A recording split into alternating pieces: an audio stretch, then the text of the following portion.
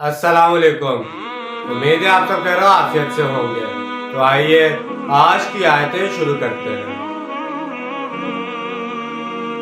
بسم اللہ الرحمن الرحیم۔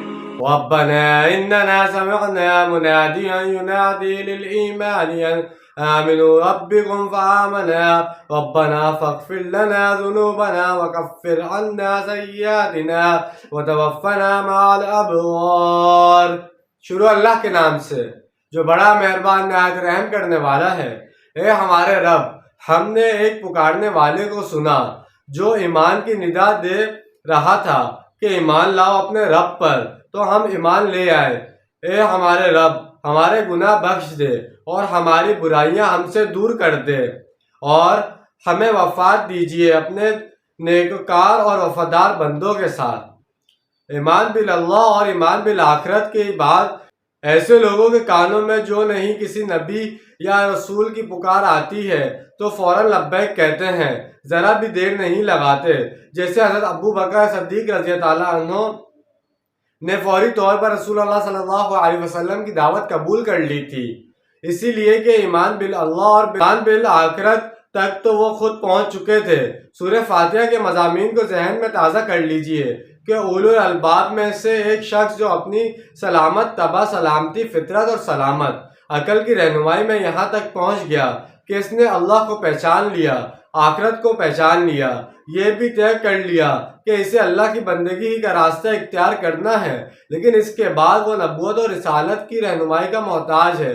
لہٰذا اللہ تعالیٰ نے حضور دست سوال داز کرتا ہے۔ یہاں بھی یہی مضمون ہے کہ اب ایسے شخص کے سامنے اگر کسی نبی کی دعوت آئے تو اس کا رد عمل کیا ہوگا۔ اب آگے ایک عظیم ترین دعا آ رہی ہے۔ یہ اس دعا سے بقرہ کے آخر میں آئی تھی، بعض پہلوؤں سے کہیں زیادہ عظیم تر ہے۔ ہمارا نامہ اعمال کے دھبے بھی دھو دیے اور ہمارے دامن کردار کے جو داغ ہیں وہ بھی صاف کر دیں۔ ربنا وآتنا ما وعدتنا على رسلك ولا تخزنا يوم القيامة انك لا تخلف الميعاد۔ اے ہمارے رب، ہمیں بخشش دے اور وہ سب کچھ جس کا تو نے وعدہ کیا ہے ہم سے اپنے رسولوں کے ذریعے سے، اور ہمیں رسوا نہ کیجیے قیامت کے دن، یقیناً تو اپنے وعدے کے خلاف نہیں کرتا۔